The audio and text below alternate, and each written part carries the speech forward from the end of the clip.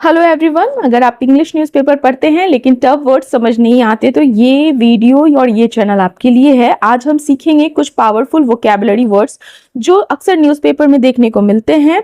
तो चलिए शुरू करते हैं बिना टाइम वेस्ट किए हुए। हमारा आज का पहला वर्ड है क्विनक्वेनियल। क्विनक्वेनियल और ये एडजेक्टिव होता है जिसका अर्थ होता है 5 वर्षीय या पंचवर्षीय। अच्छा, इसका स्पेलिंग याद रखिएगा। बहुत सारे एग्जाम्स में जो मिस स्पेल्ट वाला सेक्शन आता है उसमें ये वर्ड बहुत देखने को मिला है। तो क्विनक्वेनियल एक एडजेक्टिव है जिसका अर्थ होता है 5 वर्षीय या पंचवर्षीय। ऑकरिंग एवरी 5 ईयर्स, जो घटना हर 5 साल में होती है या 5 साल की अवधि, 5 साल के टाइम पीरियड से संबंधित हो, उसे हम क्विनक्वेनियल बोलते हैं। एग्जाम्पल देखते हैं। The government released its quinquennial report. Government ने अपनी पंचवर्षीय रिपोर्ट है वो जारी की। हमारा अगला वर्ड है पीरियोडिकली। पीरियोडिकली एक एडवर्ब है और इसका अर्थ होता है समय समय पर। पीरियोडिकली समय समय पर है, किसी काम को नियमित अंतराल, मतलब कि एक रेगुलर इंटरवल पर बार बार होना लेकिन लगातार नहीं, मतलब कि रेगुलर इंटरवल पर होना लेकिन कंटिन्यूअस नहीं, happening at regular intervals but not continuously, तो उसे हम क्या बोलते हैं? पीरियोडिकली। एग्जाम्पल देखते हैं। The machine is checked periodically, मतलब मशीन को समय समय पर जांचा जाता है। एक टाइम पीरियड फिक्स होता है जनरली, तो ठीक है, लगातार नहीं होता है लेकिन एक टाइम इंटरवल होता है वो फिक्स होता है। उस पे क्या बताया जा रहा है उस चीज के बारे में कि मशीन जो है वो चेक किया जाता है पीरियोडिकली। हमारा अगला वर्ड है इंटेंट। इंटेंट एक नाउन है, संज्ञा है और इसका अर्थ होता है इरादा या उद्देश्य। आपने सुना होगा, कभी आपने किसी को बोलते हुए सुना, यार आपने गलत करा लेकिन आपका इंटेंट गलत नहीं था, या आपने जो भी किया उसका इंटेंट गलत था, ऐसा वाला। ठीक है, तो उसे हम इंटेंट बोलते हैं, इरादा या आपका उद्देश्य जो है। अ क्लियर पर्पस और plan to do something. A clear purpose और प्लान टू डू समथिंग, किसी काम को करने के पीछे का साफ उद्देश्य या कारण, या मन की, जो कहते हैं ना मन में प्लान किया हुआ, तो उसे हम क्या कहते हैं? Intent. Example, his intent was to help others. His intent was to help others, उसका इरादा जो था वो दूसरों की मदद करना था। ठीक है, next word is ultimately. Ultimately एक एडवर्ब होता है और जिसका अर्थ होता है अंततः या आखिरकार। अंततः या आखिरकार। इन द एंड और आफ्टर एवरीथिंग हैज हैपेंड, तो उसे हम बोलते हैं अल्टीमेटली। फाइन, किसी भी प्रक्रिया या किसी भी घटना, किसी भी प्रोसेस के बाद जो अंतिम रिजल्ट आता है, अंतिम परिणाम आता है, सामने आता है, तो उसे आप बोलते हो क्या? इस चीज को आप क्या बोलते हो? Ultimately this happened. ठीक, इन द एंड और आफ्टर एवरीथिंग हैपेंड। एग्जाम्पल है, ultimately she achieved her goal.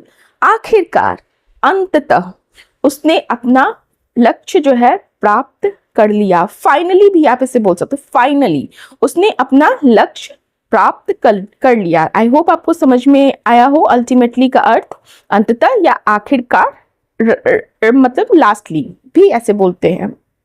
Next one is ubiquitous. Ubiquitous, UBIQUITOUS, ये भी वर्ड जो है मिस स्पेलिंग वाला जो सेक्शन है उसके लिए इंपॉर्टेंट है। यूबिक्यूटस एक एडजेक्टिव होता है और इसका अर्थ होता है सर्वव्यापी, जो हर जगह मौजूद है। ठीक है, प्रेजेंट एवरीवेयर और found in many places. Present everywhere और फाउंड इन मेनी प्लेसेस, मतलब जो हर जगह आसानी से दिखाई दे या मौजूद हो, तो उसे हम बोलते हैं यूबिक्यूटस। एग्जाम्पल देखते हैं। Mobile phones are ubiquitous today. Mobile phones are ubiquitous today. Mobile phones आपको क्या हर जगह देखने को मिलता है, हर एक के हाथ में देखने को मिलता है। आज मोबाइल फोन हर जगह मौजूद है, हर एक पर्सन के हाथ में आपको लगभग देखने को मिलेगा, तो इस चीज को हम यूबिक्यूटस बोलते हैं। Next one is envisages. Envisages verb है और इसका अर्थ होता है कल्पना करना या अनुमान लगाना। अच्छा, अब हम ये बोलेंगे कि अनुमान लगाने को तो हम प्रिडिक्ट करना भी बोल सकते हैं, ठीक है, कल्पना करना को हम इमेजिन भी बोल सकते हैं, बट हम एनविजेस क्यों बोल रहे हैं? तो इसका कॉन्टेक्स्ट ये होता है टू इमेजिन और plan something for the future, मतलब कि किसी भविष्य की स्थिति या योजना को पहले से मन में सोच लेना। समझ में आया? सोच लेना या चित्रित करना, तो उसे आप क्या बोल रहे हो? एनविजेस।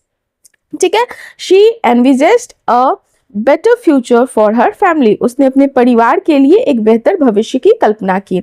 Next one is hitherto. Hitherto जो है ये बहुत अच्छा है वर्ड है, ये एडवर्ब होगा। ठीक है, क्रिया विशेषण आप जिसे बोलते हो। हिदरटू का अर्थ होता है अब तक या अभी तक, अब तक या अभी तक। until now और up to this time, until now या up to this time, उस समय तक या अभी तक की स्थिति को, सिचुएशन को दर्शाने के लिए उपयोग किया जाता है। किसको? हिदरटू को। HITHERTO, hitherto. ध्यान रखिएगा ये एडवर्ब। एग्जाम्पल देखते हैं। The problem remained unsolved hitherto, यह समस्या अभी तक अनसुलझी है। Next one is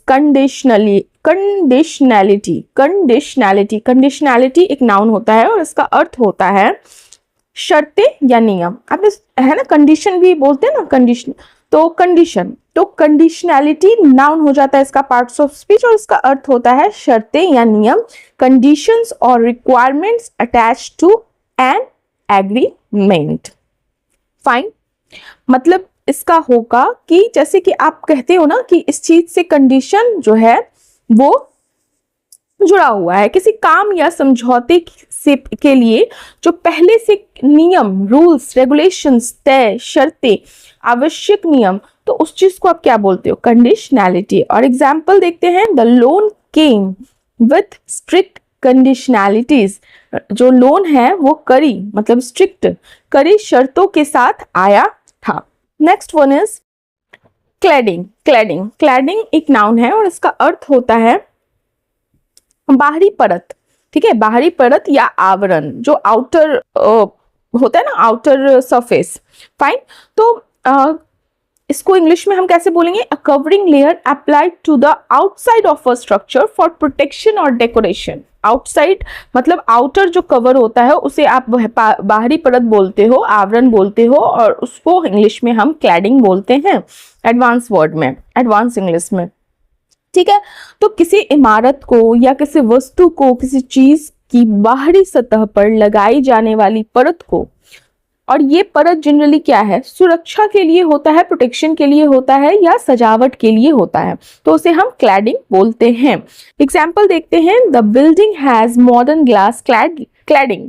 the building has modern glass cladding मतलब इमारत पर आधुनिक मॉडर्न कांच की बाहरी परत लगी है।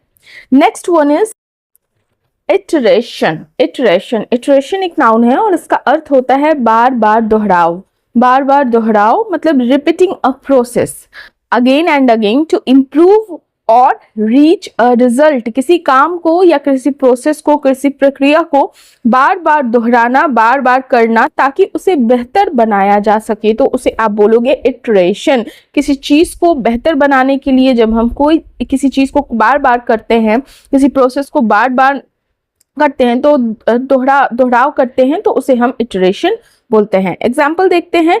We improve the design after each iteration.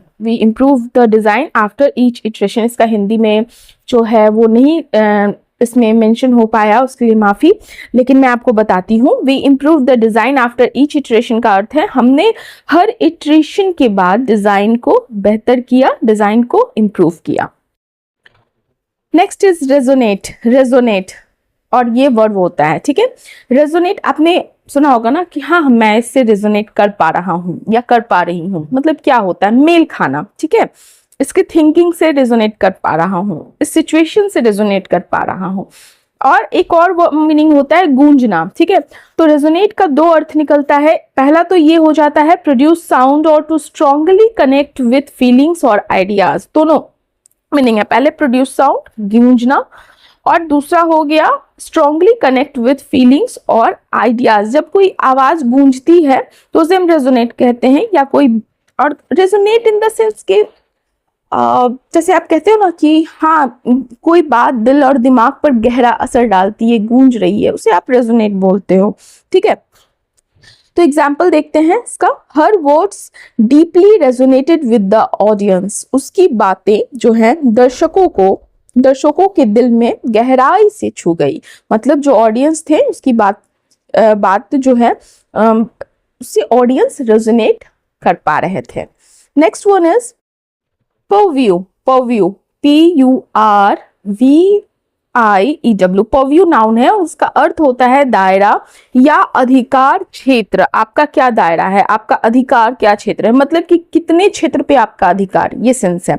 Range of authority और रिस्पॉन्सिबिलिटी, या किसी भी व्यक्ति, किसी भी पर्सन, किसी भी ऑर्गेनाइजेशन, संस्था या नियम के अधिकार या जिम्मेदारी की लिमिट, रेंज, ठीक है, उसको दर्शाता है। तो यह किसी भी रेंज को, मतलब दायरा को, रेंज ऑफ अथॉरिटी और रिस्पॉन्सिबिलिटी को बताता है, दर्शाता है। एग्जाम्पल देखते हैं।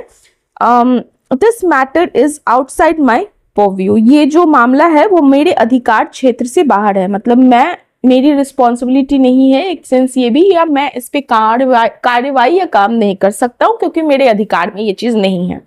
Next one is workforce. Workforce noun होता है और इसका अर्थ होता है कार्यबल या श्रमिक वर्ग। कार्यबल या श्रमिक वर्ग मतलब total number of people working और अवेलेबल टू वर्क। तो उसे आप क्या कहते हैं, वर्कफोर्स। जैसे कि अगर आप किसी से बात कर रहे हैं, वो एक कंपनी चलाता है, तो हमने उनसे पूछा कि अच्छा आपकी कंपनी का वर्कफोर्स क्या है। ठीक है, एक मैं आपको समझाने की एक बात बता रही हूँ। Total number of people working और अवेलेबल टू वर्क, फैक्ट्री चला रहा है, ठीक है, आपका वर्कफोर्स क्या है, मतलब कि कितना कार्यबल है या श्रमिक वर्ग कितना है, कितने पर्सन हैं जो वर्क कर रहे हैं।